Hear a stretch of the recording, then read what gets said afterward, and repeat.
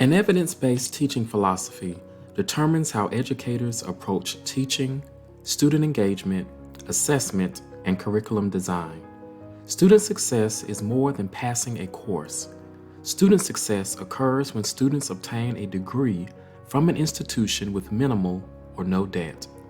To enhance the success of students, it is imperative that we first evaluate our teaching practices to ensure we reach as many students as possible.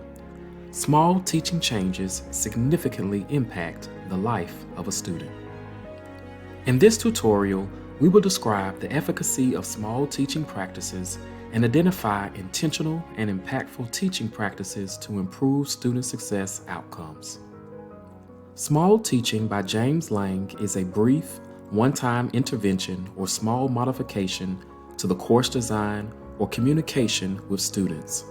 Given the time constraints of faculty, such as departmental meetings, grading, research, and advising, making small teaching changes is a challenge. Most faculty desire to enhance their courses, but having the time to implement changes is problematic. When faculty implement small teaching changes, there is empirical support that there is a positive impact on student performance by a full letter grade or higher. Small teaching consists of 3 components. First, it should be brief, taking only 5 to 10 minutes. Second, it should occur once during a specific class, course, or unit. Lastly, small teaching is a small modification to course design or communication with students. Given these components, what small teaching practices can I implement now? Students often begin college wondering, do I belong here? Since everyone has a fixed or growth mindset about learning and intelligence, a deficit or asset view of students impacts their cognitive belonging. We should resist making assumptions, but ask questions to identify the assets students bring to the course. Collecting student responses can occur in the form of a survey.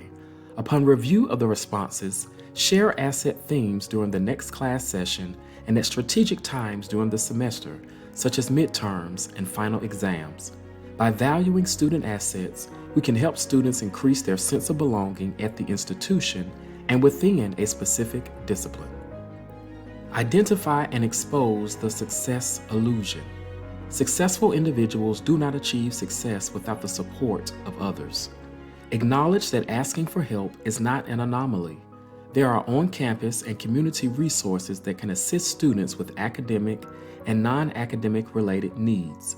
To capture the resources available to students, consider composing a syllabus basic needs statement. This can be a short statement that informs students on who to contact for assistance with food insecurity, housing, or financial emergencies. It is also helpful to recruit students to write a letter or record a video to share their success stories with future students. Emotions are the gateway to human motivation. The 2 primary types of motivation are extrinsic and intrinsic. As the gatekeepers to the emotional climate in a course, faculty can foster transformative learning experiences. Social emotional learning should evoke curiosity, community, and conviction. To warm up the language in your course, review the course syllabus to assess if your choice of words invites discovery or restricts creativity.